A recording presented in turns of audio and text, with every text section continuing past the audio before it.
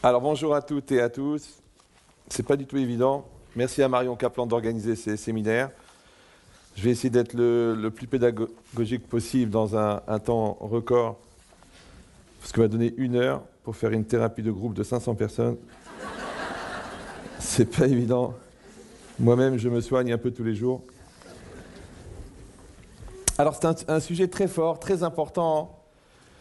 Que cette logique, un petit peu, comment gérer J'ai lu un petit peu, j'ai pris le catalogue un petit peu du séminaire. Vraiment, je me sens tout petit par rapport aux personnes qui ont parlé avant et qui vont parler ensuite. Parce que mes limites, mes études, je les ai arrêtées au baccalauréat. Et ensuite, j'ai juste étudié à peu près une vingtaine d'années dans les instituts talmudiques. Mais je n'ai pas vos références, malheureusement, je n'ai pas étudié tout ce que vous avez étudié. Mais je pense que dans la profondeur des choses, dans l'essentiel, tout se retrouve, tout se recoupe. Parce que le monde, il a l'air d'être séparé comme ça, parce que vous êtes là, moi je suis là, le fauteuil il est là, l'écran il est là. Mais au niveau de l'atome, au niveau de l'énergie, il y a un seul univers, il y a un seul monde.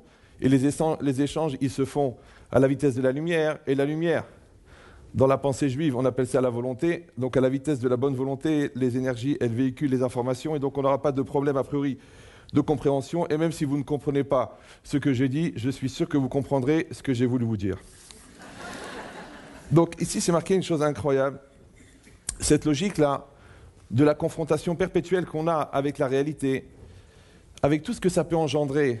Moi je suis concentré principalement sur la communauté, mais je rencontre tous les jours des gens avec des questions, avec des problématiques, avec des souffrances, enfin souvent avec des mauvaises gestions de leur réalité et de la réalité qu'on leur propose. Parce que c'est cette confrontation qui crée cette forme de pression qui génère ensuite la dépression. C'est-à-dire qu'il faut toujours mettre en parallèle le capital intérieur, combien je suis construit, combien je suis fort, combien je suis entier, et ensuite comment aborder la réalité qui est en face. Parce que la réalité qui est en face, elle va taper quelque part, elle va taper là où ça fait mal, en fonction des manques, en fin de compte, que j'ai créés chez moi. Et peut-être en fonction des manques que j'ai créés dans l'éducation que j'ai donnée à mes enfants, les manques qu'on a eus dans notre jeunesse, les manques qu'on peut avoir au niveau physique, au niveau mental, au niveau psychique, au niveau... Tous les manques qui peuvent exister, en fin de compte, c'est comme un espèce d'appel d'air pour les difficultés, comme quelqu'un qui n'a pas confiance en lui et on abuse tout le temps de lui-même. Ouais, quelqu'un qui a l'impression d'être transparent, d'être invisible, parce qu'on ne le respecte pas, alors que lui-même ne se respecte pas. C'est-à-dire qu'il faut juste être capable de faire un petit peu la projection de mes manques intérieurs pour comprendre les manques qui m'agressent dans la réalité. Par contre, si je fais ce travail de combler, et c'est en ça aussi qu'elle est importante, la thérapie, à tous les niveaux, parce que c'est pas de pouvoir écrire un livre pour accuser ses parents de tous les maux, et c'est à cause d'eux si je fais pipi au lit, et c'est ma mère qui m'a pas donné la tendresse. Non, c'est pas intéressant. Le diagnostic, il est intéressant seulement si je suis prêt à accepter ce qui s'est passé pour pouvoir le combler, pour pouvoir me construire. Si c'est pour savoir qui accuser et perpétuer ma souffrance et ma névrose, ça n'a pas d'intérêt. C'est pas la peine de payer en plus pour ça. Tu es déjà malheureux, en plus tu veux que ça soit payant. Ouais. Non. Et au contraire, quelqu'un, il a pris les leçons, il a tiré les enseignements et il espère qu'il ne les reproduira pas chez ses enfants. Parce que de toute façon, 90% de ce qu'il sera, c'est déjà inscrit dans son essence. Son essence, elle est dans son sang. Son sang, il a la même structure que sa semence. Sa semence, elle va être projetée dans le ventre de sa femme et ensuite elle va grandir sous la forme de son enfant. C'est-à-dire que mon enfant, il me ressemble. Et ça, c'est un défaut majeur. La personne que j'épouse, elle me ressemble. C'est aussi un défaut majeur. Maintenant, il y a des ressemblances qui se font par égalité, par mimétisme, il y a des ressemblances qui se font par complémentarité. D'accord? Donc l'autre, elle vient pour combler quelque chose. Mon mari, il vient pour combler quelque chose. Maintenant, est-ce que moi, je suis prêt à accepter ce que ça comble chez moi? Est-ce que je suis prêt à la remise en cause de la ressemblance? Est-ce que je suis prêt à me regarder dans un miroir qui parle? C'est pour ça que j'ai dit toujours, quand vous allez demander à vos enfants qu'est-ce qu'ils ont pensé de leur jeunesse, mettez un gilet pare-balles. Vous ne savez pas ce qui va revenir. Ouais. Comme je dis souvent, l'enfant est ingrat, même quand il est maigre. D'accord? C'est des retours. Ah bon? Ah, les vacances, c'était pourri. Ah, tu n'as jamais aimé les vêtements que je t'ai choisis. C'est pas le métier que tu voulais faire. Comment on va faire?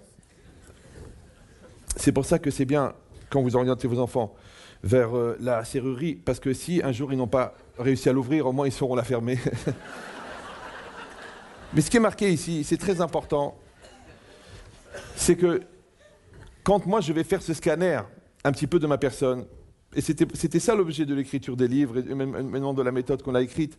Parce que le but, c'était ça. Le but, c'était qu'une personne arrive à faire un espèce de portrait robot de son intériorité pour connaître ses plus, pour connaître ses moins, et ensuite combler, fabriquer cette personne entière qui va aborder la réalité. Il dit ça, c'est ça le capital. C'est-à-dire qu'il faut avoir le contrepoids de la réalité. Et le contrepoids, c'est moi-même. Parce que je suis fort, parce que je suis entier, parce que je m'aime, parce que je me respecte, parce que je me réalise, parce que je me rassure personnellement. Et si quelqu'un va dire, oui, mais on a encore besoin des autres, et encore besoin d'être entouré, et besoin d'être aimé, et besoin d'être encouragé. Alors je vous dis à titre personnel, comme je dis à mes élèves, tout ce que vous avez en plus, c'est du plus. Oui, mais ne soyez pas accro-dépendants de l'existence des autres. C'est dangereux. Oui, votre mari vous aime, c'est extraordinaire. Vos enfants vous adorent, extraordinaire. Vous êtes reconnu mondialement, c'est bien. On vous donne des valorisations, on vous donne du respect, c'est extraordinaire. Mais ça doit devenir en plus. Normalement, vous devez être totalement autonome. Votre source d'énergie, elle est intérieure. Vous avez un système autorégénérant de construction intérieure. Et en plus de ça, si vous voulez en plus, c'est comme les frites, vous pouvez les manger sans mayonnaise, sans ketchup. Vous pouvez les manger. Mais si vous ne mangez pas les frites parce qu'il n'y a pas le ketchup, c'est un vrai problème, ça commence à être difficile. Parce que celui qui tient le ketchup, il vous tient à vous. Il dit, j'ai ton ketchup, j'ai ton compliment, j'ai ta petite dose d'attention dont tu as besoin. Et toi, tu fais le beau, tu fais la belle, pour avoir tes petits sentiments à 2,30 francs. Non, toi, tu t'aimes, toi, tu es fort, toi, tu es bien. Tu es de toute façon dans l'absolu extraordinaire. Et en plus de ça, eh ben c'est bien, et c'est mieux en plus, c'est les suppléments, la pizza avec supplément. Mais vous avez déjà la pizza. Ça s'appelle fabriquer son capital. Maintenant, vos parents en participent, vous en donner de l'amour. Les gens qui vous aiment, ils vous ont donné de l'amour. Mais il faut savoir, à l'intérieur de soi-même, aller chercher cette source de ressourcement qui est infinie, que nous, on appelle l'âme, que l'autre, il appelle l'essence de l'être, que l'autre, il appelle l'énergie de l'univers. Appelez-la comme vous voulez, ça ne me dérange pas, les mots. Je ne suis pas gêné par les mots, je ne suis pas gêné par les systèmes, par les personnes, je ne suis pas gêné par les limites, en fin de compte. C'est-à-dire qu'il y a d'aller chercher à l'intérieur de soi-même cette énergie, cette forme d'énergie qui est tellement grande, et qu'on va donner une espèce d'image. Imaginez un rectangle. J'aurais dû faire des schémas, mais je n'ai pas eu le temps. Bon, vous les imaginez, votre cerveau, il est beaucoup plus puissant que Photoshop et Illustrator. Donc, vous imaginez un rectangle blanc. Et dans ce rectangle blanc, vous imaginez un carré noir. On va dire que le carré noir, c'est le problème. Maintenant, ce problème-là, il a la taille qu'il a. Il a la taille qu'il a. Maintenant, après ce problème-là, le problème, c'est comment est-ce qu'il va s'étendre, comment il va se développer, comment il va prendre ma personne. Maintenant, moi, j'ai une qualité extraordinaire, c'est que je dois être capable d'accepter que j'ai un problème, étape 1. Numéro 2, d'être capable de limiter l'extension du problème. Alors, je vous dis un secret bizarre, c'est que les 3/4 des problèmes ne sont pas des problèmes. Mais ils sont des problèmes parce qu'on en fait des problèmes, et parce qu'on les encourage en tant que problème, et parce qu'on les nourrit en tant que problème. Maintenant, quand on nourrit un problème, il se porte de mieux en mieux. Une fois, il y a un rave, un concurrent d'ailleurs, ouais, il avait dit, il ne faut pas soigner la maladie, il faut soigner le malade. La médecine traditionnelle, je pense que vous êtes bien placé pour le comprendre, elle soigne la maladie. Donc la maladie se porte de mieux en mieux. Ouais. Alors que la médecine, elle est censée soigner le malade. Maintenant, quand le malade se soigne bien, quand le malade se porte bien, la maladie, elle se porte mal. Ben, c'est exactement pareil. Maintenant, je vais imaginer que mon problème, c'est une bactérie. Bon, c'est une bactérie qui s'est matérialisée sous la forme physique de ma belle-mère, mais c'est pas en soi. Ouais. Une espèce de bactérie. Maintenant, la bactérie, elle rentre à l'intérieur de moi-même et elle fait son travail. Elle mange une cellule, elle mange une deuxième cellule, et elle travaille, elle me détruit, elle me fatigue, elle m'épuise. Donc moi, je dois décider déjà une chose. C'est quelle taille je veux donner à ce problème. Si quelqu'un va dire « c'est pas évident, vous savez, des fois on est pris par le truc, on est dépassé par les événements ». Non, un homme, c'est lui qui conduit la voiture, ouais, et il doit rester maître de son véhicule. Ton corps, c'est ton véhicule, et toi, tu conduis. La route, c'est la vie. Maintenant, si tu perds le contrôle, c'est qu'en fait, tu voudrais te reposer avant l'heure. Or, il y a un endroit où on va tous se reposer, d'ailleurs, c'est marqué partout, ici repose, ici repose. Et c'est pas la peine d'y aller trop tôt. Je vous ai dit dans les autres séminaires, mais je ne sais pas qui est-ce qui vient, qui est-ce qui revient. En plus, je vois même pas votre visage, vous êtes caché dans le noir, c'est très vicieux. Ouais. On va tous mourir. Vous le savez. Tout le monde va mourir. Tous, on va tous mourir. Maintenant, faites-moi plaisir. Ne mourrez pas de votre vivant. Quand il sera temps de mourir, le cœur va s'arrêter, le cerveau va s'arrêter, eh ben on dira ciao. Mais pourquoi tu veux mourir avant? Les gens, ils meurent avant. Ouais, c'est trop difficile, je m'en sortirai jamais. Voilà, j'ai vu la tumeur. Voilà, j'ai vu le problème. Voilà, j'ai vu mon mari. Voilà, j'ai vu ma femme. Voilà, j'ai vu mon enfant. Voilà, j'ai vu le dépôt de bilan. Voilà, j'ai vu la situation de la France, la gauche, la droite. Ça fait de la peine. Ouais, mais c'est quoi l'idée, ouais? Mais qu'est-ce qu'il y a? Mais c'est quoi l'idée, ouais?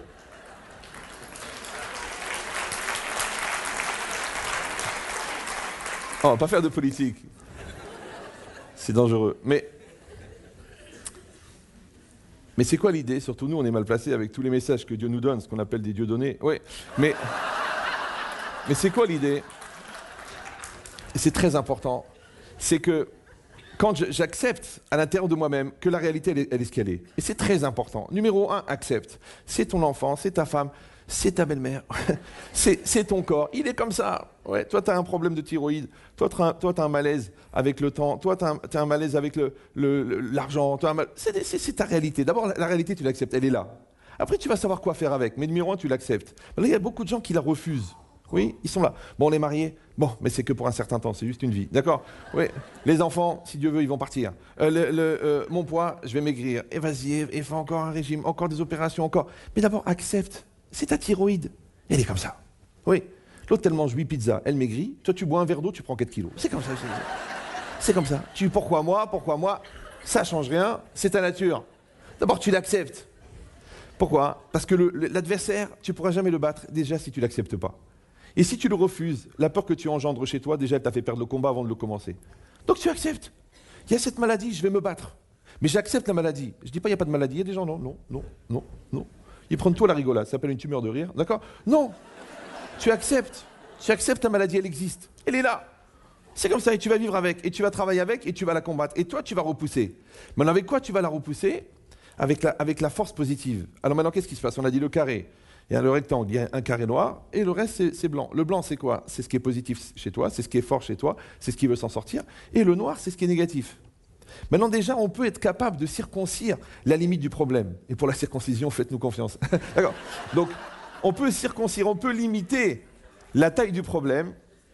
Alors, je vais couper court tout de suite à la discussion parce que je vois tout de suite les allusions. Donc, je répète, on va limiter la taille du problème, on va l'empêcher de s'étendre. Et ça, c'est la base. Comment on l'empêche de s'étendre? Parce qu'on va créer une certaine étanchéité autour du problème. Alors, pour comprendre ça, parce qu'on a un temps très court, et je m'excuse si j'ai déjà dit ça dans des autres cours, si vous l'avez déjà entendu, moi-même, j'assiste à toutes mes conférences. Et des fois, ça me fatigue de m'écouter. Je dis, mais quand est-ce qu'il va se taire? Mais bon, le bon Dieu m'a donné une bouche. Qu'est-ce que je peux faire? Une bouche et un cerveau. C'est les seules choses utiles que j'ai. Donc je vous donne la clé. C'est que dans un bateau, tous les compartiments qui sont en dessous de la ligne de flottaison sont étanches et condamnables. C'est très important. D'accord? Donc vous avez un bateau, vous le comprenez bien, et puis il y a la ligne de flottaison, et en dessous de la ligne de flottaison, il y a des compartiments. Comme il y en a au-dessus, mais il y en a en dessous. Ceux qui sont en dessous sont étanches. Ils ont des portes étanches qu'on peut condamner. Pourquoi? On a beaucoup appris du Titanic, ouais, que s'il y avait une fente, une faille sous la ligne de flottaison, l'eau va rentrer dedans et tout le bateau va couler. Alors qu'est-ce qu'on fait? On va condamner le compartiment qui est touché par l'inondation et le reste va être sauvé. C'est quoi la ligne de flottaison? Le bateau, vous avez compris, c'est vous-même. La ligne de flottaison, c'est quoi? C'est mon équilibre, c'est ma ligne d'équilibre. Ouais. Ma ligne d'équilibre, elle est fragile. D'accord? Parce que je suis en perpétuel mouvement, et le mouvement, c'est le déséquilibre. Donc quand je marche, j'ai un pied levé et un pied posé, et j'avance. D'accord? Je suis en déséquilibre parce que je vais vers mon mari, et je vais vers ma femme, et je vais vers mes projets, et je vais vers mes enfants. Donc je suis fragilisé par le fait que je suis obligé de bouger. Il y a des gens qui ne sont pas fragiles. Ils s'appellent des fossiles. Ils ne sont pas fragiles, ceux-là. Ils ne bougent pas. Mais ils n'ont pas de mouvement. C'est des gens comme ça. On dirait qu'un jour, on a arrêté le film, on a jeté la télécommande. Ils ont fait arrêt sur image en 68, en 83, après leur dit, bon, ça... Non, il ne faut jamais arrêter le film. D'accord? C'est très très important, parce que le secret de la vie, c'est le mouvement. Et comme ça bouge dans le corps, ça bouge dans la tête.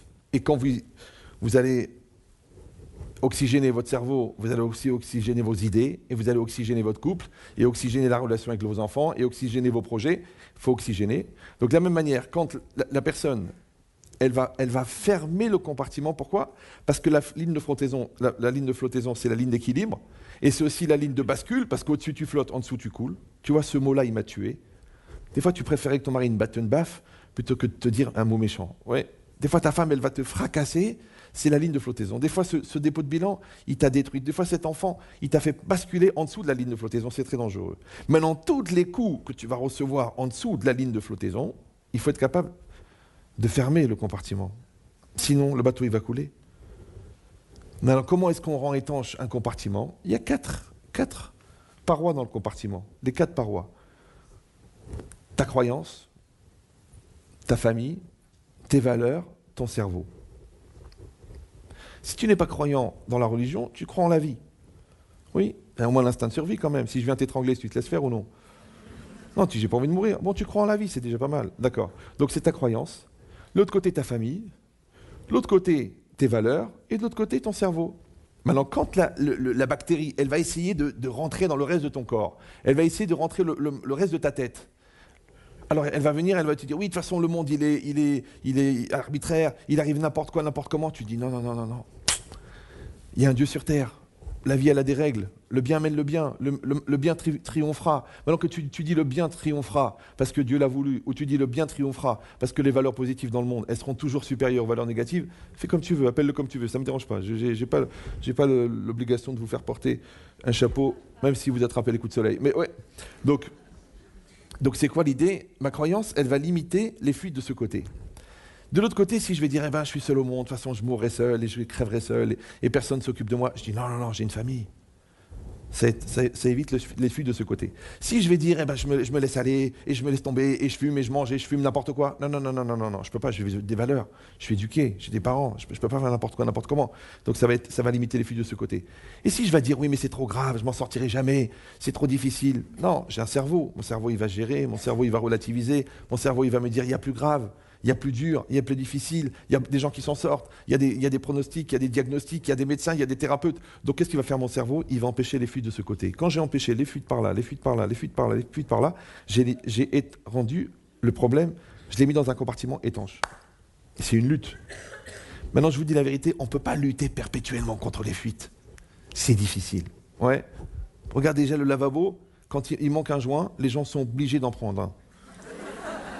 Juste pour éviter les fuites. C'est incroyable, ouais.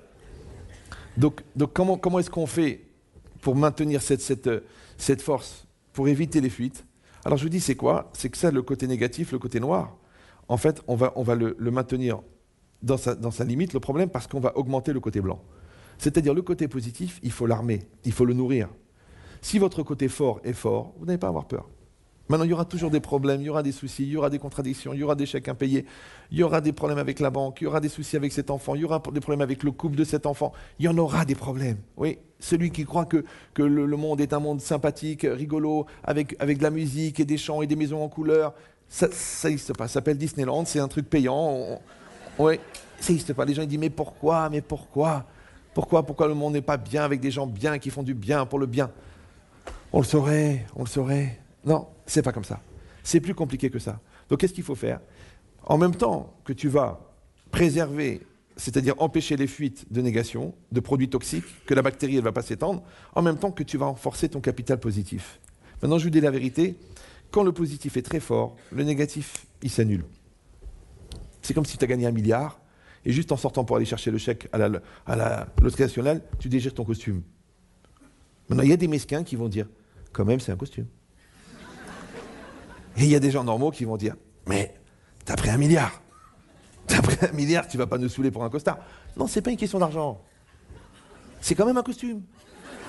Mais t'as pris 1 milliard. Alors on appelle ça bitul berov en hébreu. Ça veut dire, c'est l'annulation de la majorité. La majorité, normalement, elle doit annuler la minorité. D'accord? T'as des problèmes avec ta femme? D'accord. Alors dis-moi, fais-moi la liste des qualités. Alors c'est quoi ton problème? C'est vrai que, en référence à tous les points positifs, le point négatif a disparu. Maintenant, il y a des puristes qui vont dire, ça n'a rien à voir, il faut bien séparer les choses, ouais, et qui vont garder l'œil, un microscope sur le défaut. Maintenant, si vous avez déjà vu un acarien, vous avez déjà vu un acarien? au microscope, quand vous à 200 fois, grossi 200 fois, ça fait un monstre de la préhistoire. Maintenant, si tu veux regarder ta femme comme un acarien, tu peux le faire. Ouais, tu peux. Comme tu peux regarder ton mari comme un monstre. Tu peux le faire, mais c'est dommage. Alors que si tu as fait le cumul de tout le positif, les choses, elles s'annulent. Bon, c'est vrai que là, tu as rayé la voiture, mais tu es en bonne santé, tu es vivant, tu as de quoi manger, tu sais où dormir, tu as une famille, tu as des gens qui t'aiment, tu crois dans quelque chose. Quel est ton problème? Les gens disent, oui, mais vous comprenez, y a aussi des choses négatives, c'est dur à gérer, j'arrive même pas à comprendre. Je rencontre tellement de gens qui ont des problèmes que quand je rentre chez moi, je flotte. Je suis au-dessus du parterre. Les gens me disent, le cancer, on lui a coupé le pied, attouchement sexuel par leur oncle, violence, inceste, spoliation, 10 milliards d'euros par le beau-frère. Donc t'es bien, mais tout va bien. Tout va bien. Ça veut dire mon côté positif. Je le travaille, je le renforce, je l'améliore, je le nourris. Mais il est fort, il est très fort. Maintenant, il y a du négatif. Je ne vais pas mentir. On n'est pas dans le monde des bienheureux. Mais j'ai le droit de le relativiser, j'ai le droit de faire ça. J'ai le droit. Pourquoi je vais faire le contraire? Pourquoi je vais faire un monument avec ma douleur et un prospectus avec mon bonheur? Pourquoi? Je vais faire le contraire. Je vais faire Notre-Dame de la joie. Ouais, oui, je choisis mes références. Hein. Normalement, je dis la synagogue de la joie, mais bon. J'ai compris que je dois m'adapter. Non, c'est un gars de chez nous, il y a 2000 ans, il est passé chez vous. Donc, c'est quoi l'idée? Détendez-vous, le pire est à venir. Alors, mais c'est quoi? C'est quoi l'idée? C'est très important. Ça veut dire que j'ai ce projet-là et j'ai cette dynamique perpétuelle de faire que mon capital positif y soit maintenu. Maintenant, c'est à moi de le nourrir. C'est à moi d'aller chercher les énergies. Alors, je vous explique comment on va chercher les énergies. Maintenant, est-ce qu'à l'époque, je vous avais donné l'exemple du vélo ou non? Oui, non? Non? C'est incroyable. Marion? Bon. Donc, je peux l'utiliser. Extraordinaire. Ouf, on va enlever un stress. Alors, le vélo est un appareil extraordinaire. Puisque le vélo fonctionne en appuyant sur les pédales. D'accord? Rien à voir avec la politique de la ville de Paris. Mais avec le fait que... Qu'est-ce qu'il y a? Donc, c'est quoi l'idée? C'est très important. C'est que vous avez un mécanisme avec 2 pédales. Vous appuyez et ça avance. Vous appuyez et ça avance. Maintenant, le problème, c'est que quand vous appuyez sur la pédale de gauche, le vélo va à gauche. Quand vous appuyez sur la pédale de droite, le vélo va à droite. Alors, comment est-ce qu'on fait pour rouler droit? Alors, vous êtes obligé de pédaler de manière régulière. Il faut que je trouve mon rythme à moi. Quand est-ce que je dois créer une pression et quand est-ce que je dois profiter de l'énergie que j'ai créée? J'ai créé une pression avec l'enfant. Et l'enfant, il me dit « Merci papa, tu m'as fait grandir ». Je l'ai obligé à refaire ses maths. Après, il m'a dit « Grâce à toi, j'ai eu mon bac ». Donc, il y a un moment où l'énergie, elle revient. Il y a un moment où il faut créer la pression. D'accord? J'ai dit à ma femme « Écoute, on va faire attention un petit peu aux dépenses ». Et maintenant, je lui ai payé un pavillon. Elle me dit « Waouh, ça valait le coup ». Ouais. Toute la vie, c'est comme ça. Maintenant, je peux lui dire « Écoute, pendant 3-4 mois, on va pas dépenser plus que 7 000 € par mois ». Elle m'a dit « Chérie, tu me restreins ». Je lui ai dit « C'est pour ton bien ». Donc, elle se calme. Et après, je viens, je lui dis, voilà la robe à 4 000 €, voilà le diamant, voilà, réveillez-vous, c'était juste... D'accord. Mais c'est quoi l'idée? Non, parce que je vois que vous décollez tout de suite. Donc c'est quoi? Non, je sens l'énergie du rêve. Donc c'est quoi l'idée? C'est qu'en fin de compte, quand je pédale, je crée une énergie. Maintenant, c'est quoi la logique? Aujourd'hui, ça n'existe plus, mais à l'époque, c'était comme ça. Les vélos, il y avait un petit dynamo. Maintenant, aujourd'hui, on met un phare avec des piles. À l'époque, il y avait une dynamo. Aujourd'hui, on crée des piles. On crée des piles qui polluent. On jette les piles. On pollue l'eau, on pollue la terre. Non, à l'époque, ils étaient malins. Ils ont fait une dynamo. La dynamo, qu'est-ce qu'elle fait? Elle touche le pneu. Ouais. En tournant, elle crée du courant. Le courant, il a un câble qui emmène ce courant au phare. Et le phare, il fait de la lumière. C'est facile. Maintenant, un jour, il y en a un, il a dit, mais je comprends pas. De toute façon, je fais du vélo que le jour. Donc, elle me sert à rien, la dynamo. Alors, elle est rouillée tellement je l'ai jamais utilisée. Il a développé un raisonnement. Il a dit, tu sais quoi? Le câble qui va dans le phare, je vais le débrancher du phare et je vais le brancher dans ma jambe. Et en pédalant, je vais produire du courant qui va régénérer mon capital et je vais pouvoir toujours pédaler. Ça s'appelle le mouvement éternel. Si vous allez dire, j'arrive pas très bien à... Alors je vous donne le secret.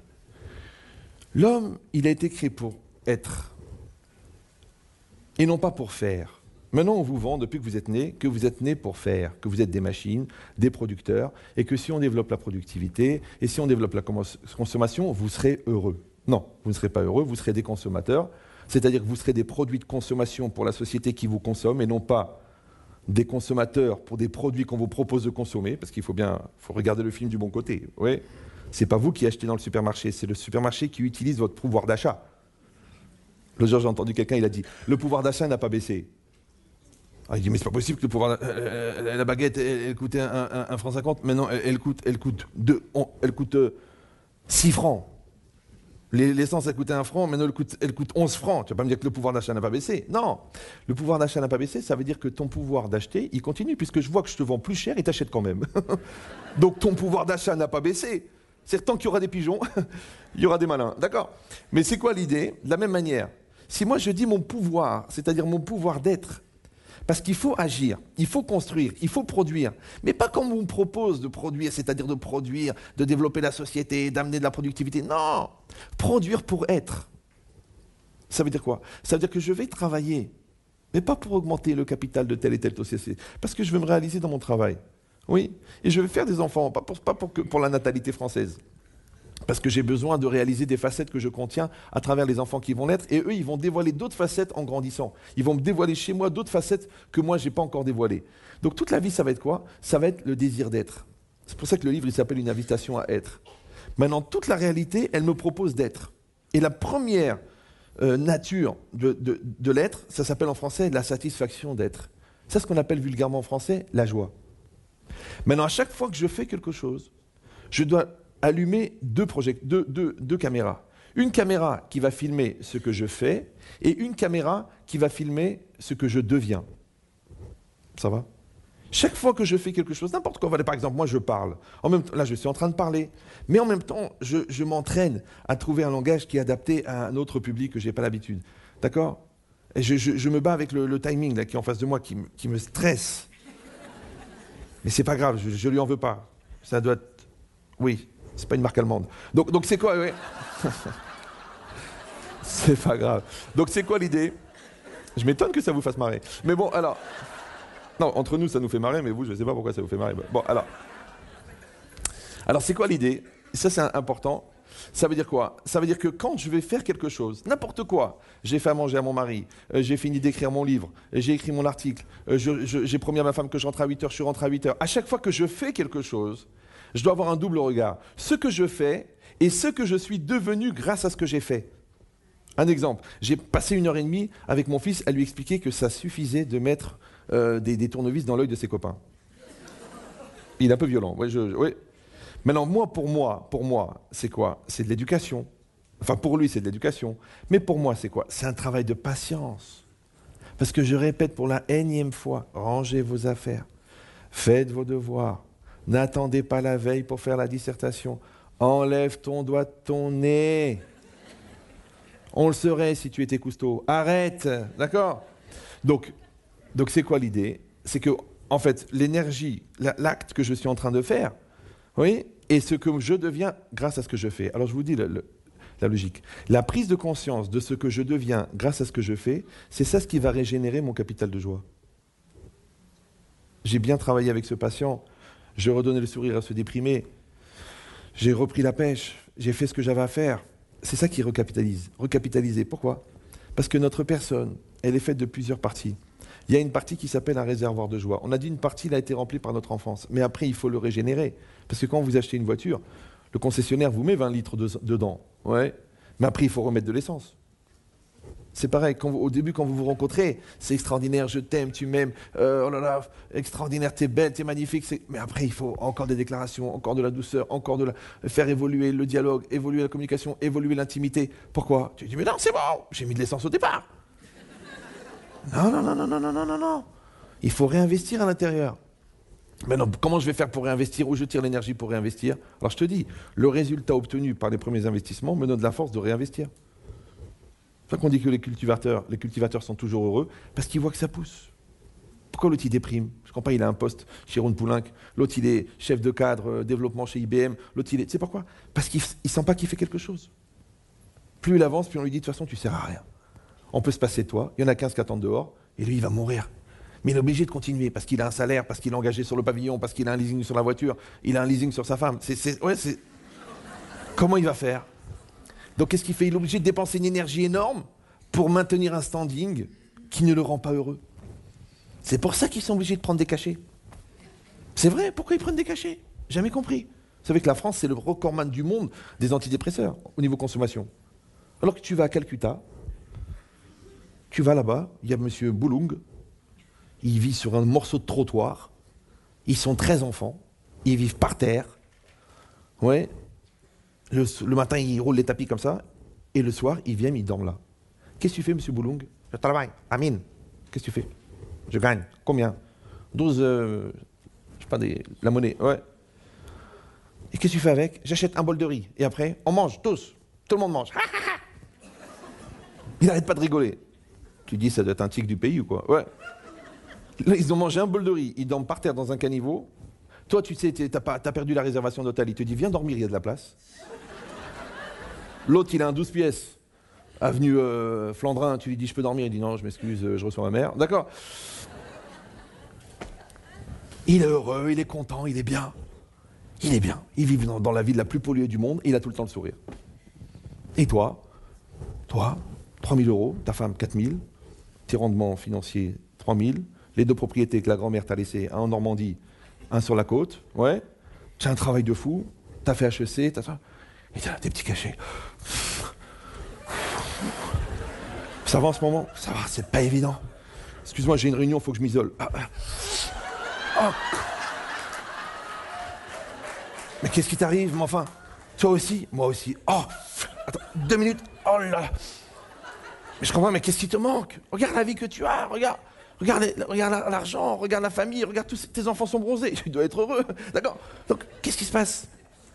Alors, je vous dis le secret. Écoutez bien, hein, c'est un peu violent, mais quand il manque le principal, qu'est-ce que tu vas faire avec le reste? Vous suivez ou non? Quand il manque le principal, je sais que ça a l'air un peu simplé, vous êtes habitués à des trucs très compliqués. Moi, je vous parle simple. Quand il manque le principal, le gars, il est mort. Il est mort. Ouais. Tu dis, oh mince, on a garé la voiture devant la gare. Oh mince, on a oublié de faire le plein. Oh mince, on n'a pas payé le loyer. Il est mort. T'as compris ou non? Oh, j'ai laissé brûler le poulet. Non, mais ton mari, il est parti. Il parle de divorce, il te trompe depuis 18 ans. Comment c'est possible? On est marié depuis 14 ans. Bon, il est précoce, d'accord?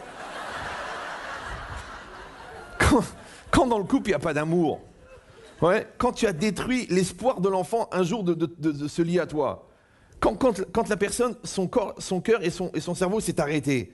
Donc quand il manque le principal, qu'est-ce que tu vas faire du reste? Tu vas décorer le cercueil, tu vas fleurir la tombe, mais il manque le principal. Alors moi je ne comprends pas, pourquoi les gens se soucient du secondaire et ne se soucient pas du principal? C'est ça le principal. Regarde ta femme, elle est malheureuse.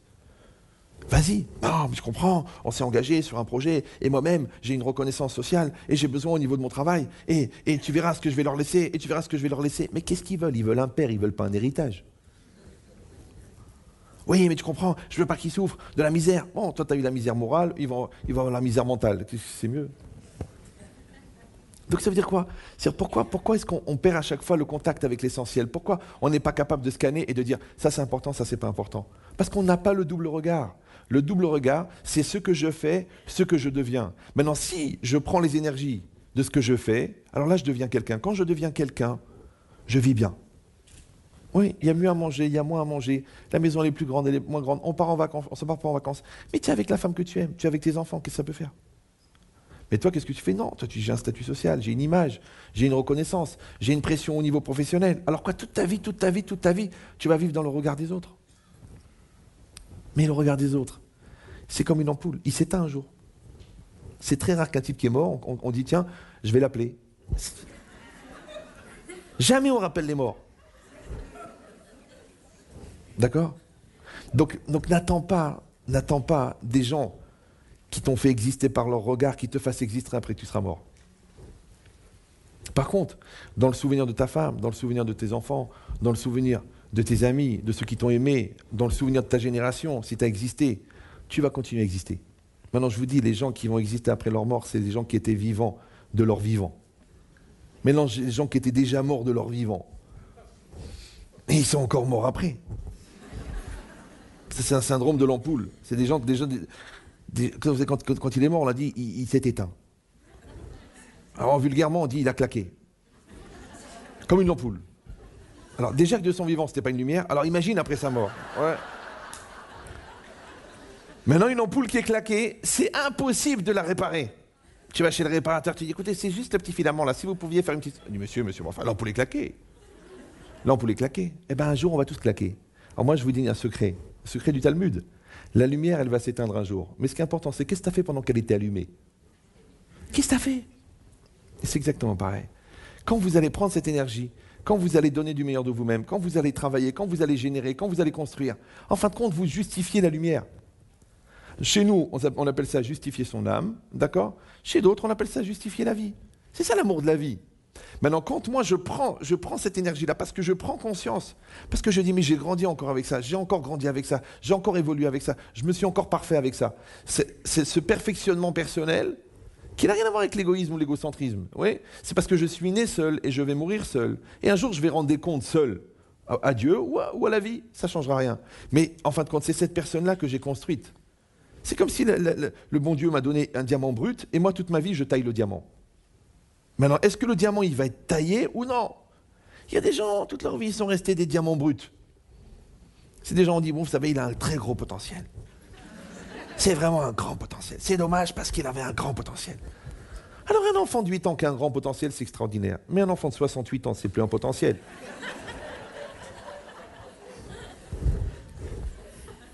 Une fois, j'ai dit ça à une femme. J'ai dit, vous savez, votre mari, au fond, c'est quelqu'un de bien. Elle m'a dit, je ne vais pas vivre avec un scaphandre.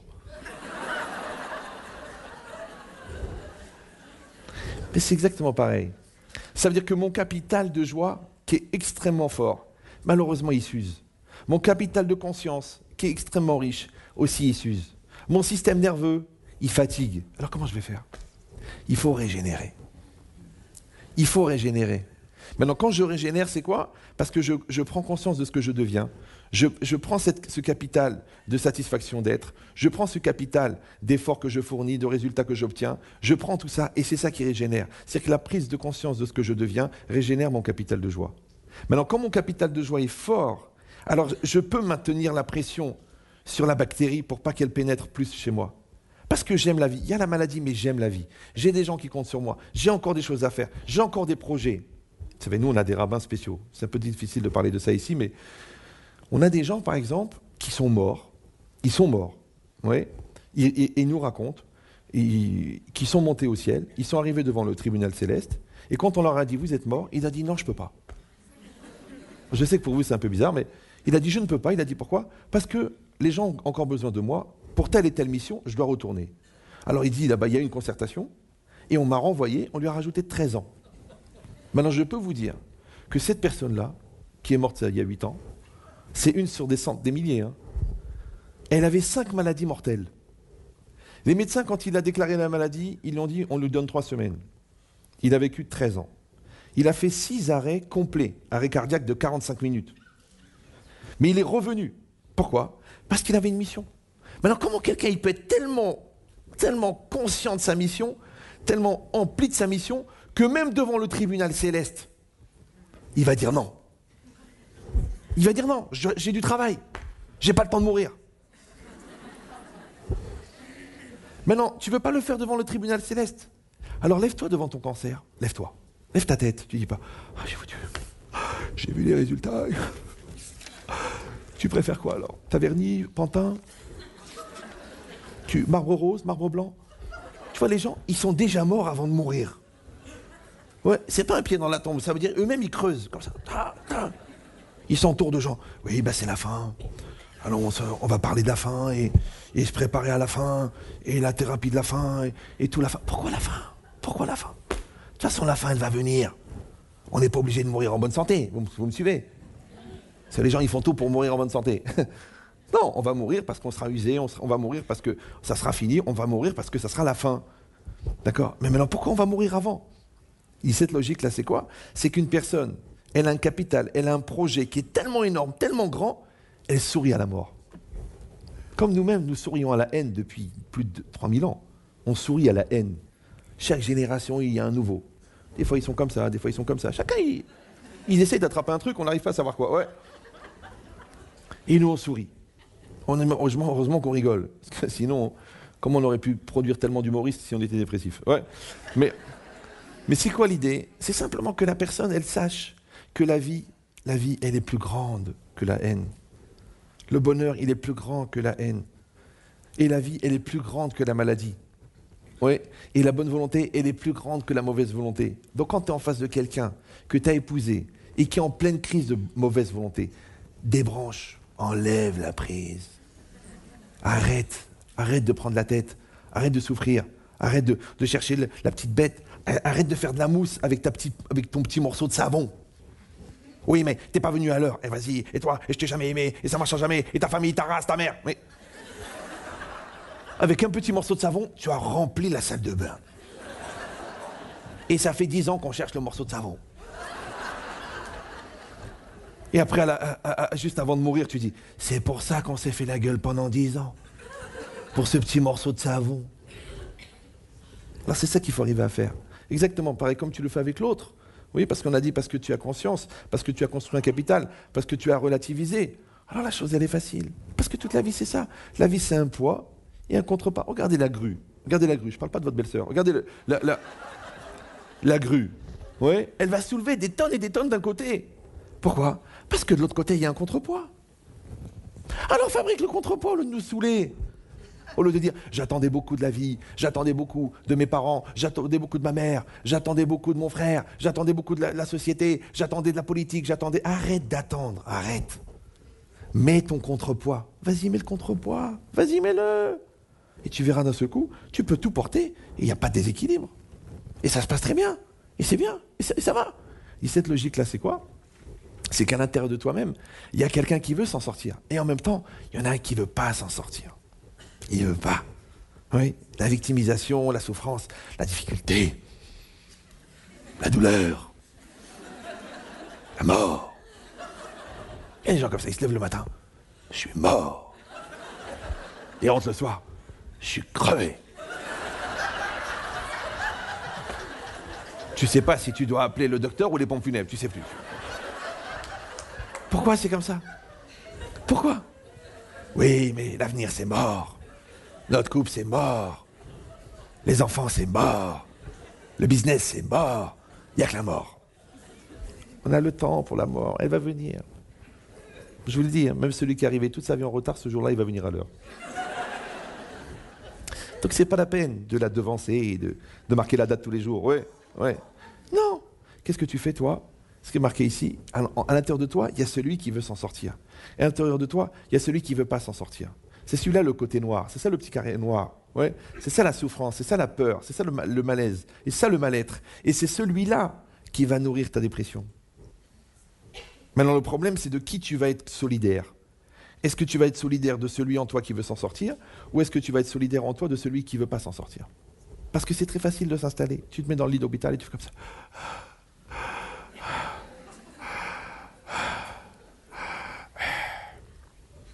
Alors la famille, elle va voir les médecins. Alors qu'est-ce qu'il a? Rien. Mais il est tout pâle, là. Oui, oui.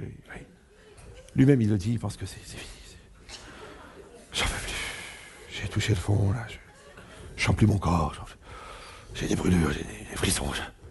C'est la fin. Vous retournez voir le médecin. Non, mais il n'a rien. Il va très bien. Il est en pleine forme. On ne sait pas. Le malade imaginaire, c'est un truc... Mais étant donné qu'il y a une tellement grande industrie de la maladie imaginaire qu'on ne peut pas leur dire aux gens que ça va bien. Sinon, qu'est-ce qu'on va faire avec tous ces laboratoires? Donc on est obligé. C'est à la limite, c'est un geste civique de tomber malade. Voilà,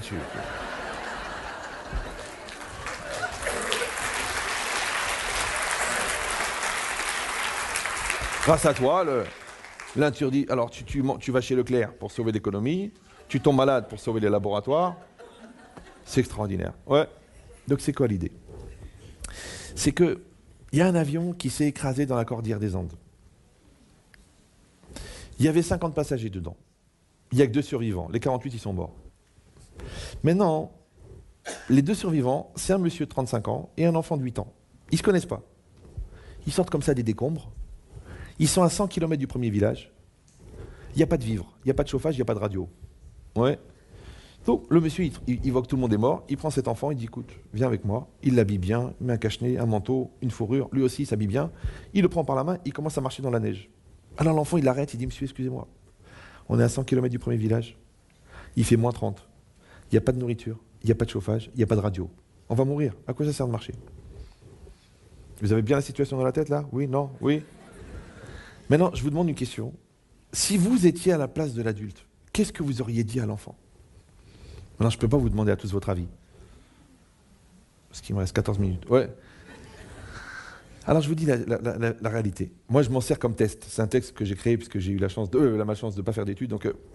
Donc, je dis, quand je vois des gens qui sont vraiment fragiles, je leur pose la question. Je leur dis, dis-moi, qu'est-ce que vous auriez fait, vous? Qu'est-ce que vous auriez dit à l'enfant? Alors, il y en a qui me disent, eh ben, il faut quand même marcher, il faut quand même s'en sortir. D'accord. Il y en a qui me disent, eh ben, on va peut-être arriver à un village. D'accord, je dis, c'est bien. Après, il y en a qui me disent, écoutez, je ne sais pas quoi lui dire. Franchement, là, c'est vrai, qu'est-ce que je pourrais lui dire? Oula, celui-là, il est déjà dangereux. Après, il y a celui qui dit, il a raison, je pense qu'on va mourir. Celui-là, il faut vite l'hospitaliser, tout de suite. Parce qu'il est déjà suicidaire. L'avion qui s'est écrasé, c'est quand ton âme, elle est descendue dans ce monde. Il y en a beaucoup qui sont morts. Ouais, on a laissé beaucoup de gens sur le chemin. Tu les vois, ils vivent, ils travaillent, ils mangent, mais en vérité, il y en a beaucoup qui sont morts. Prenez le métro le matin, ça s'appelle la nuit des morts vivants. Mais il y en a quelques-uns qui ont survécu. Il y en a un qui est jeune, il y en a un qui est vieux. Celui qui a 35 ans, c'est toi. Et celui qui a 8 ans, c'est l'enfant qui est en toi. Maintenant, si toi, tu n'es pas capable de rassurer l'enfant qui est en toi, et qu'au contraire, l'enfant qui est en toi, il te déstabilise, c'est-à-dire la victime qui est en toi, la souffrance qui est en toi, la peur qui est en toi, la dépression qui est en toi, elle déstabilise l'adulte qui est en toi, c'est dangereux. C'est pas normal. Parce qu'on a tous des idées noires. Ça peut traverser dans la tête. Qui c'est qui peut dire qu'il est marié, qu'il n'a pas pensé au divorce? Ouais. Qui c'est qui n'a pas souhaité la mort de sa belle? Non.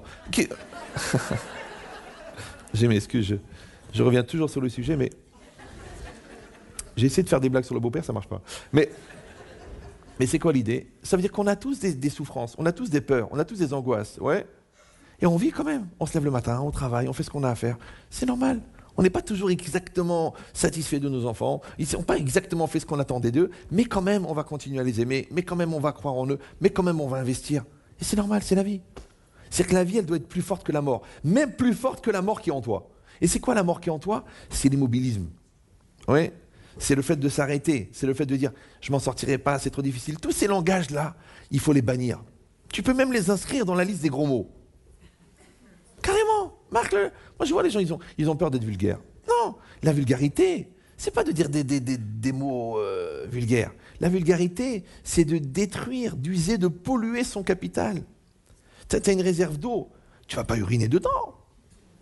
Tu as une rivière, tu vas pas mettre du mercure.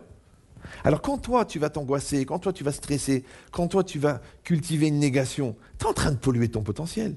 Tu es en train de polluer ton énergie. Après, quand tu as besoin de cette énergie, elle est polluée. Alors je vous dis un secret. Il ne faut jamais s'angoisser sur un sujet que tu ne peux pas maîtriser. Ça sert à rien. Les gens disent, oui, mais quand même, je sais, oui, je comprends très bien, monsieur le rabbin, je comprends, mais ça fait quand même de la peine. Mais cette peine-là, elle sert à quoi? Non, mais c'est un constat, je constate que ça fait de la peine. Mais à quoi ça sert? Oui, tu peux maîtriser ou tu peux pas maîtriser. Tu peux maîtriser. Tu peux aller parler à l'enfant. Tu peux gérer le problème avec ta femme. Tu peux sauver le type, il n'est pas encore mort. Tu peux encore investir dans un nouveau protocole de thérapie. Tu peux le faire. Fais-le. Tu peux plus le faire. Tu débranches comme ça. Tac. C'est fini. Moi, mon père, il était très malade. Il est parti de ce monde il y a 4 ans. On s'est battu avec les frères et mes sœurs. On s'est battu. On a été voir les médecins. On a fait des prières. On a fait des autres protocoles. On a essayé le truc de fruits. Là, je sais pas comment. Là, ouais. Les énergies, on a tout fait. Et un jour, il est parti. Il est parti. Le cœur s'est arrêté, il est parti. Maintenant, la même énergie qu'on avait mis pour le sauver, la même énergie on a mis pour accepter ce qui s'est passé. On accepte. On dit Baruch Dayan Haemet, béni soit le juge de vérité. C'est comme ça. Maintenant, je vous dis la vérité, il y a des gens qui font le contraire. Quand la personne est encore vivante, ils l'enterrent. Et quand la personne, elle meurt, ils se révoltent. Pourquoi il est mort? Pourquoi lui? Qu'est-ce qu'il m'a fait? Où il était quand j'ai eu besoin? Est-ce que c'est le moment de me... Il est mort, il est mort. Laisse-le tranquille. Non. Non. Ils font une thérapie, ils font une révolte, ils font une souffrance. Ils écrivent des livres. Mon père, la souffrance, mon père, le malheur, mon père. Il est mort. Laisse-le tranquille. Non, tu sais pourquoi? Parce que toi, tu n'arrives pas à assumer. Alors qu'est-ce que tu fais? Tu cherches des boucs émissaires. Nous, on comprend cette logique-là. Ça fait 3000 ans qu'on comprend. Ouais. Donc, moi, je comprends que tu as un problème. Je comprends, moi aussi, j'ai des problèmes. Des fois, il y a la crise, des fois, il y a la souffrance, des fois, il y a la peste noire. Il faut bien que ça soit la faute de quelqu'un. Alors, qu'est-ce que tu fais? Tu dis que c'est la faute de quelqu'un. Ouais. Parce que tu dis, oui, comment ça se fait que chez vous, il n'y a pas la peste? Parce que nous, on n'a pas le droit de laisser un mort dans la maison. Nous, on est obligé de se laver les mains à chaque fois qu'on est en contact. On doit enlever tous les objets qui sont en contact avec le mort. C'est-à-dire la scepticité, on l'avait déjà inclus dans la religion. Alors, tu dis, oui, mais ils ne meurent pas, les gens chez vous. Ah, maintenant, tu veux un bouc émissaire? Vas-y, sers-toi. Ouais.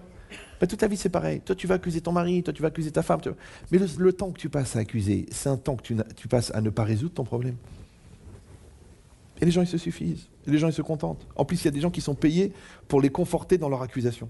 Vous avez raison, Freud l'a dit. Ah, il est content, le gars. Ah, alors c'est à cause de ma mère? Oui. C'est à cause de mon père? Oui. Et ta sœur? Et ma sœur? Ouais. Non, c'est la faute à personne. Chacun, il a fait le mieux qu'il pouvait et il t'a donné ce qu'il pouvait. Même les gens qui t'ont fait du mal, c'était leur manière la plus maladroite de t'aimer. Il se fait dire, non mais objectivement, il y a des gens méchants. Oui, j'ai compris, bien sûr, il y a des gens méchants. Mais même les gens méchants, même les agressions, même les malaises, même les mal-être, je les réutilise. Même le charbon, j'en fais de l'énergie. Même le caillou que tu m'as donné, j'en fais de l'énergie. Même le coup de poing que tu m'as donné, je l'ai utilisé en aïkido et je t'ai mis toi par terre. Vous avez compris ou non? Ça veut dire que tout est utilisable, tout est gérable, tout est là pour construire. Après, c'est dans quel état d'esprit je suis. Donc maintenant, la pression, non seulement je ne vais pas la subir, mais je vais la gérer. Maintenant, si je m'enfuis, je ne pourrai jamais trouver un endroit où me cacher. Pourquoi? Tu sais pourquoi? Parce que c'est moi qui la génère, donc je l'emmène avec moi.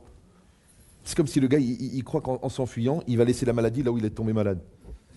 J'ai dit, mais la maladie, tu la portes. Tu l'emmènes avec toi. Ouais. Par contre, si à l'intérieur de toi, tu trouves l'endroit où elle est la joie, et tu dis à la joie, vas-y, bats-toi contre la maladie, et renforce la joie, ouais, renforce l'enfant, renforce ton couple, renforce ta femme, et tu vas voir que les choses vont se régler. Ça veut dire que tu appuies sur le positif, tu utilises le positif pour gérer le négatif, mais les choses, elles disparaissent. Pourquoi? Parce qu'en fait, c'est un protocole d'éducation. Alors, je vais vous citer un verset des psaumes, en hébreu d'abord, parce que c'est difficile de moi de tout traduire en français, Leagid baboker hasdecha ve'emunatecha balelot. Pour dire dans le matin ta bonté, tes bontés, ve'emunatecha balelot, et ta confiance, ta croyance dans la nuit. C'est un texte des psaumes, vous pouvez le retrouver. Là, je n'ai pas la référence sur place, mais si vous m'envoyez un email, je vous l'enverrai. Maintenant, regardez comment il est expliqué par le Talmud. Le Talmud, il dit que c'est quoi Boker? C'est quoi le matin? C'est quoi le matin? Le matin, c'est pas au bout de la nuit. Ouais, c'est pas le lever du jour. Le matin, c'est quand tout est clair dans ta vie. Quand tout va bien dans ta vie, ouais, tu vois qu'il fait bio, il fait beau. Tu vois que ta femme te sourit. Tu vois que le business, il marche. Tu vois que tes enfants sont normaux. Tu dois dire merci. Merci, merci, merci, merci, merci. Ah, c'est normal, c'est évident, c'est le fruit de mon travail. J'ai choisi la bonne école, je les ai mis dans le truc, je les ai bien éduqués. Non, non, non, non, non, non. Rien n'est normal. Rien. Moi, je me bagarre toute la journée avec les gens qui me disent, vous trouvez ça normal, vous trouvez ça normal, vous trouvez ça normal. Mais il n'y a rien de normal. Je ne sais même pas qu'est-ce que ta question. Normal, ça vient de normer. Normer, c'est normé à toi. Tu veux que moi, je trouve normal ce qui t'arrive à toi, mais c'est normé à toi, c'est normal pour toi, c'est pas normal pour moi. Mais il me dit, qu'est-ce que vous auriez fait avec une femme pareille? Je dis, à Dieu ne plaise. Pardon. Ouais. Mais c'est pas normal. Donc c'est ta femme, c'est tes enfants, ça c'est normal pour toi. Donc je vous dis, l'idée c'est quoi? C'est qu'il n'y a rien de normal. Tu te lèves le matin, tu es en bonne santé, c'est pas normal. Tu dois dire merci. Tu dis merci à Dieu, tu dis merci à la vie, dis merci. Et je dis, non, pourquoi? Non, grâce à Dieu, je prends les produits. Le gars, là, il a mangé bio toute sa vie. Bon, il a fait une rupture d'anévrisme. Qu'est-ce que tu veux faire alors? Le mec, il a fait une rupture d'anévrisme bio.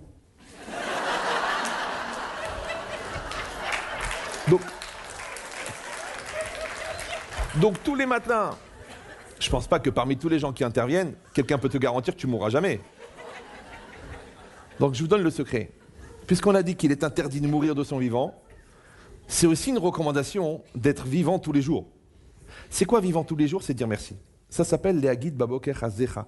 Tous les jours quand tu te réveilles, tu dis merci. Merci que je suis en bonne santé, merci que j'ai une famille, merci que je réussis, merci que je me lève, merci que mon système urinaire il fonctionne tout seul, merci que j'ai pas une poche pour aller aux toilettes, merci que je respire pas avec un tuyau, merci que mes yeux ils marchent, merci que mes bras ils fonctionnent, merci que j'ai pas je sais pas quoi. Merci. Maintenant, celui qui s'est éduqué à dire merci, à quoi ça sert? Ou be'emunatecha balelot, c'est quoi? C'est quoi Laïla? La nuit, c'est quoi la nuit? La nuit, c'est pas genre il fait nuit. La nuit, c'est quand il fait nuit dans ta vie. Tu sais pas comment tu vas t'en sortir avec cet enfant. Là, tu es arrivé à un point de rupture avec ta femme. Tu dis, on s'est tellement engueulé, tellement pris la tête, tellement saoulé, tellement truqué, tu sais même plus s'il faut dire pardon, s'il faut parler, s'il faut expliquer. Tu sais plus même qui a tort, qui a raison. C'est la nuit. C'est la nuit. Ce business, tu as mis 50 000 euros, tu as mis 80 000 euros, tu as mis 100 000 euros, ça n'en finit pas. Le comptable, il te dit d'arrêter, toi tu y crois encore, tu as de la peine pour ce que tu as mis, c'est la nuit. Ta fille, elle te dit, mais papa, mais comment je vais faire? Ça fait 4 ans que je suis avec lui. Je dis, mais ma fille, c'est un gars tordu, il est tordu, il te ment, il triche, il vole, il fume. Faut arrêter. Quand j'ai perdu 4 ans, mais c'est mieux que de perdre 40 ans. Toi, tu vois les 40 ans, elle voit les 4 ans. Alors je dis, qu'est-ce que je dois faire? Ma fille, c'est ta nuit à toi, c'est toi qui dois trouver la lumière dans ta nuit à toi. Je peux pas, moi, quand tu es petite, j'ai ma lampe à moi, c'est ma conscience. Mais là, c'est la tienne parce que le bon Dieu t'a posé la question à toi, réponds-toi. Maintenant, qui c'est qui va voir la lumière dans l'obscurité? Celui qui s'est déjà éduqué à voir le bien, quand ça allait bien. C'est-à-dire que la reconnaissance du bien dans la vie, encore une fois, que ce soit en tant que religion, parce que c'est un devoir de reconnaissance envers le divin, ou que ce soit en tant qu'amour de la vie, celui qui s'est éduqué à aimer la vie, celui qui s'est éduqué à prendre de l'énergie de la vie, en fin de compte, il s'est créé ce capital pour qu'au moment où il y aura l'obscurité, parce qu'on a tous des moments de vide, on a tous des passages à vide, on a tous des peurs, on a tous des moments où on ne sait pas quoi faire, comment faire. Ouais, on ne sait pas. Eh bien, c'est ce capital-là qui va te donner la force d'aller plus loin. Pourquoi? Parce que, maintenant je vous ai expliqué que la dépression c'est un accident. Ouais. On a expliqué maintenant le capital que j'ai développé pour pouvoir le maîtriser à l'intérieur. Après, pour limiter les impacts. Mais après, comment je vais faire pour carrément le devancer? Pour être dans un tel mouvement de positif que la dépression n'arrive même pas à s'accrocher. Vous me suivez ou non? Les gens ils me disent, mais vous faites jamais la tronche? Je dis, mais j'ai pas le temps. Parce qu'on est dans une dynamique, je produis, je développe, je grandis, j'apprends, je développe, je suis... Comment je vais faire? J'ai pas le temps. Les gens disent, mais arrêtez-vous, prenez un temps pour vous déprimer. Non, je peux pas, j'ai pas le temps. Bon, je peux pas vous raconter ma vie, mais c'est une productivité, c'est un développement, c'est un sourire, c'est un bien-être, c'est impossible. Les familles, les enfants, en moyenne, j'ai à peu près 5 fois la moyenne de nombre d'enfants que vous avez, d'accord? C'est que je pense que j'ai 2 fois plus de petits-enfants que vous n'avez d'enfants. Je sais pas si vous... Ouais. Pourquoi? Parce que on fait des enfants, la pilule, on ne sait pas ce que c'est.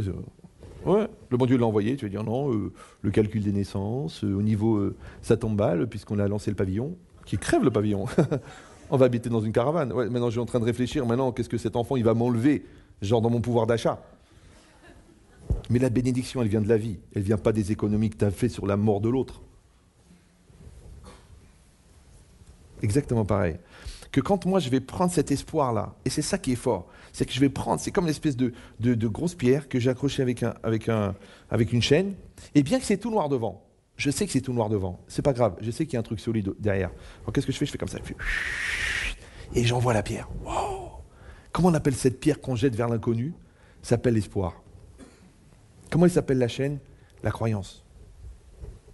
Maintenant, celui qui n'y croit pas à l'avenir, il n'a pas d'avenir. Ouais, celui qui ne croit pas à l'avenir, il n'a pas d'avenir. Celui qui ne croit pas à l'avenir de ses enfants n'ont pas d'avenir. Celui qui ne croit pas à l'avenir de son couple n'a pas d'avenir. Celui qui ne croit pas en son avenir à lui, il n'a pas d'avenir.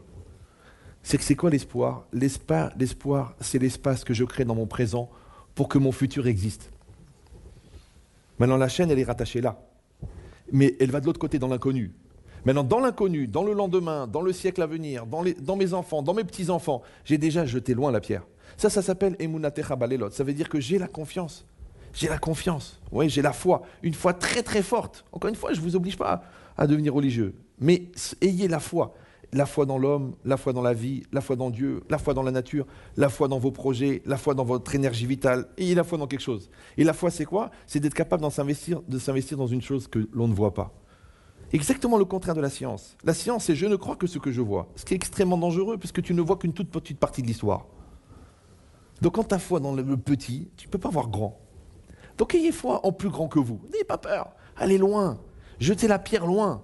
Et vous allez voir que cette chaîne-là, elle est accrochée. Vous dites, oh, j'arrive à tirer ma personne, j'arrive à tirer ma famille, j'arrive à tirer ma communauté. Je peux même tirer l'humanité. Parce que l'humanité, elle a toujours été tirée dans l'inconnu par des gens qui ont cru dans quelque chose. Donc comment tu luttes contre la dépression? On a dit, vous avez compris maintenant les étapes. Oui, j'ai construit mon capital de joie. Je sais relativiser la gravité des choses. Je sais circoncire la bactérie pour pas qu'elle se développe. Je sais développer le côté positif pour maintenir la taille de la négation. Ce positif-là, c'est ce qui génère chez moi la conscience d'être. La conscience d'être, qu'est-ce qu'elle fait? Elle remplit mon réservoir de joie. Donc j'ai créé le mouvement perpétuel parce que maintenant, plus j'existe, la dynamo elle produit du courant. Ouais. Et ça, hein, ça me permet déjà de fabriquer, de gérer mon passé, de l'utiliser pour fabriquer mon présent. Et maintenant, je vous ai donné la clé pour aller dans l'avenir. Que la clé dans l'avenir, elle va dépendre de ça. C'est que la capacité à dire merci dans mon présent, c'est ce qui m'a donné le pouvoir de m'affirmer dans mon avenir. Maintenant, si je sais dire merci, ouais, faites cet effort. Levez-vous le matin. Dites à votre femme que remerciez votre femme. Remerciez votre mari. Arrêtez de discuter, de réfléchir. Remerciez d'abord. Remerciez vos enfants. Pas de ce que vous leur avez donné, de ce qu'ils vous ont donné. Remerciez la vie. Remerciez, voilà, il fait beau. Remerciez le temps. Remerciez l'eau. Quand vous mangez, remerciez la nourriture. Mais remerciez. Donc ce n'est pas un geste buccal. C'est un état d'esprit qui est générateur d'énergie infini. Par contre, le contraire. Si vous investissez dans votre négation, si vous remerciez votre douleur et vous remerciez les bêtises, et si quand il a eu un mot de travers, vous appuyez ça, ah oui, comment t'as dit ça? Et vous lancez dans la polémique, donc vous remerciez la négation. Et quand l'enfant il a fait une erreur, ah mais pourquoi t'as fait un 15, t'aurais pu faire un 19? Ah vous remerciez le 15, il va vous faire un 4. Donc qu'est-ce que vous faites? En fait, vous nourrissez la négation.